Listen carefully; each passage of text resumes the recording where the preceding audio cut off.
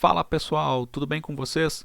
No vídeo de hoje aqui do canal Investimento Inteligente, vamos falar sobre essa possibilidade que se abriu de investir parte do saldo do FGTS nas ações da Eletrobras. Eu vou trazer aqui no vídeo pontos positivos, pontos negativos. No final do vídeo vou falar também sobre a questão dos dividendos para quem fizer esse investimento com o saldo do FGTS. Então fica comigo até o final do vídeo, esse vídeo está bem legal, um vídeo um pouco diferente hoje. E se você é novo ou nova aqui no canal, então seja muito bem-vindo, seja muito bem-vinda. Se inscreva no canal, não perca tempo, aperte nesse botãozinho vermelho que tem aí embaixo, você se inscreve no canal. Eu faço vídeos diários como esse, então se você se inscrever no canal, você não vai perder meus vídeos diários, combinado? Então, sem mais enrolação, sem mais delongas, vamos para o conteúdo do vídeo. A Eletrobras, aqui eu estou trazendo o ticker ELET6, né, que é o que tem mais liquidez. A Eletrobras ela atua nas áreas de geração, transmissão e comercialização de energia.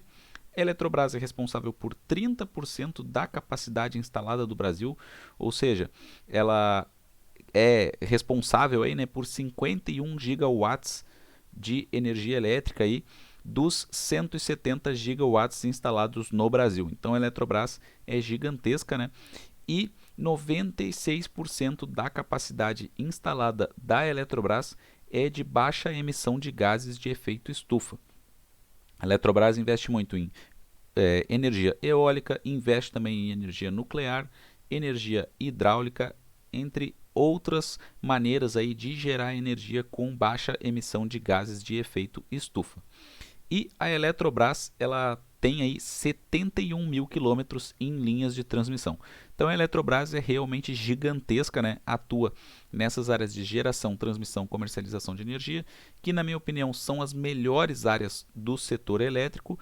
E a Eletrobras se fala muito dela nos últimos anos por conta do processo de privatização ou de desestatização também, como se fala, que a Eletrobras vem passando aí nos últimos tempos e que aparentemente chegou na reta final agora, né?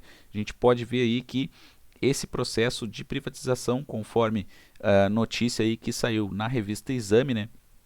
A Eletrobras é a maior empresa de energia da América Latina e esse processo de privatização então deve entrar na reta final na próxima semana, porque no dia 9 devem ser fixados aí os preços, né, das ações.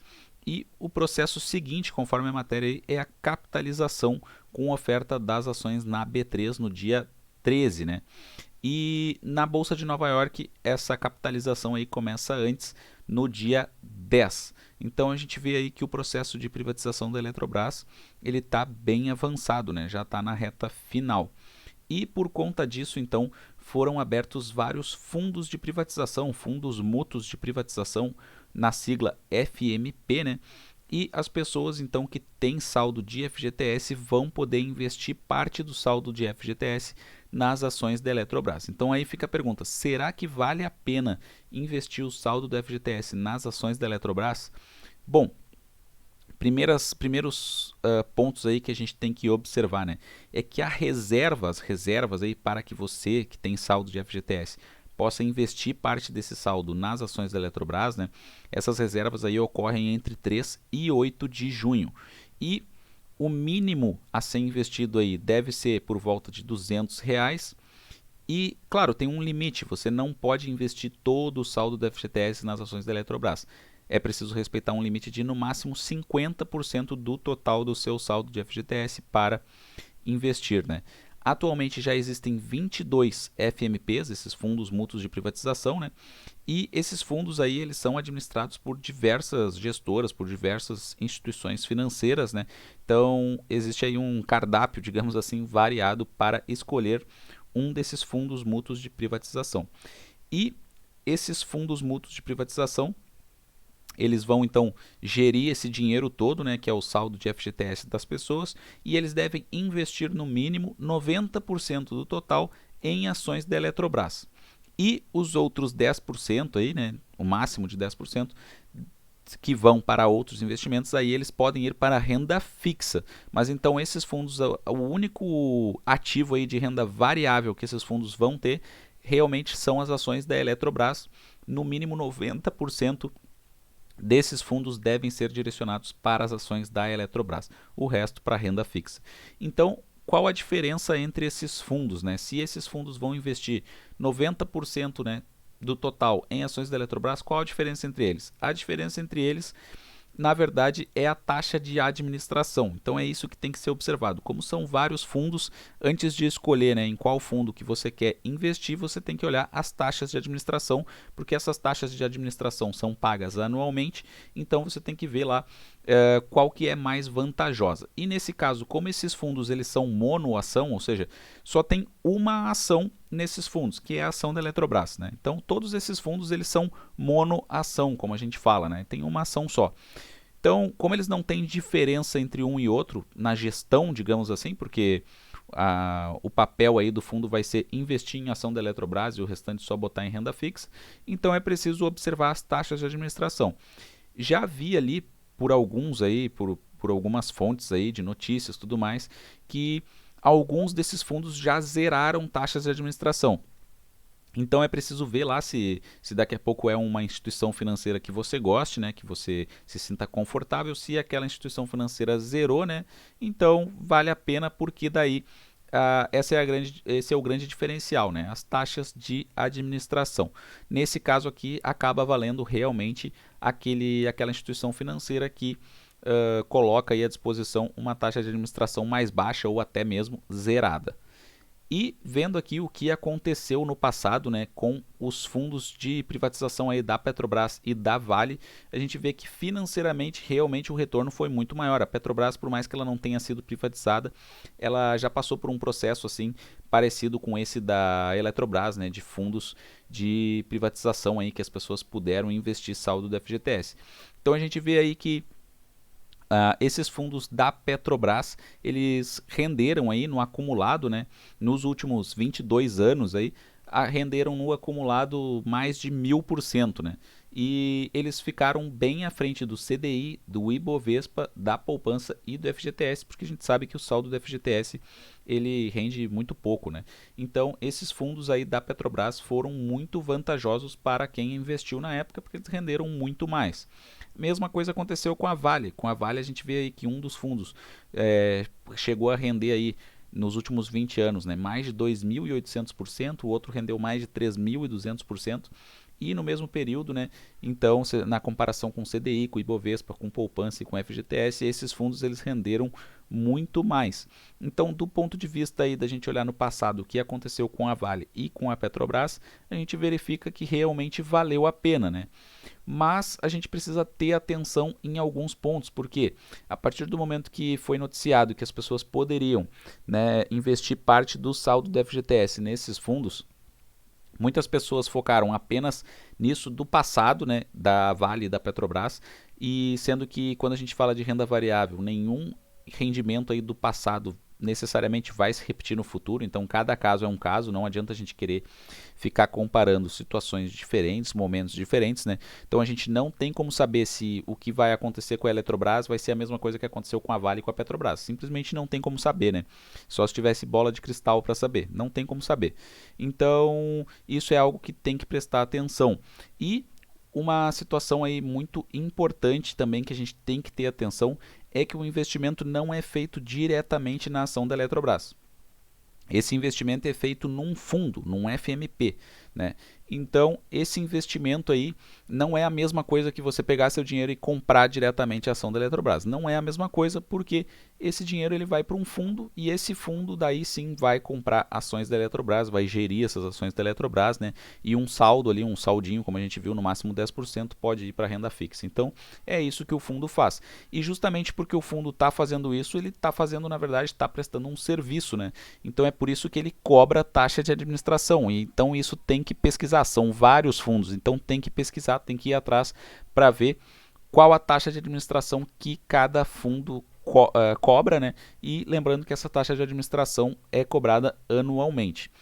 E uma situação muito importante também é que, como a Eletrobras está passando por esse processo de privatização, obviamente se espera que, após finalizado esse processo de privatização, que destrave valor na ação da Eletrobras, que essa ação deu uma disparada, e é isso que o mercado espera, a gente sabe que é isso que o mercado está esperando. Então, muitas empresas aí de análise colocando o preço-alvo da Eletrobras bem acima para os próximos meses por conta dessa privatização, esperando que ela realmente se concretize.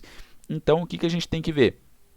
Que é preciso carregar essa participação, né, na Eletrobras por pelo menos 12 meses. Então, não adianta, vamos dizer o seguinte, vamos supor, né, aqui é só uma suposição, vamos supor que você pegou lá o seu saldo do FGTS e colocou num fundo que investe na Eletrobras, num desses FMPs, ok?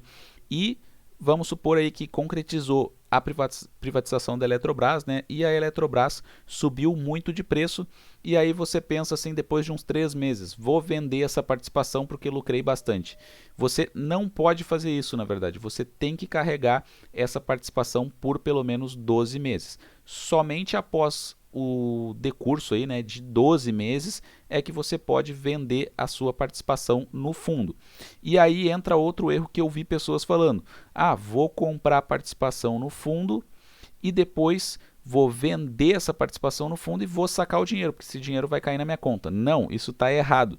Na verdade, quando você vender essa participação, somente após carregar isso por 12 meses, se você vender essa participação, esse dinheiro vai cair no saldo do FGTS. Ele não vai cair na sua conta corrente, ele vai cair no saldo do FGTS. Então, isso também é um ponto de atenção. Essa participação no fundo não pode servir de ponte para que você saque o saldo do FGTS. Não, não é esse o objetivo. É para você investir, e se depois de 12 meses você quiser vender a participação, esse dinheiro aí da venda vai cair no saldo do FGTS e você só vai poder sacar naquelas condições de saque do FGTS, né? Naquelas condições que é permitido sacar o FGTS. Então, muita atenção nisso.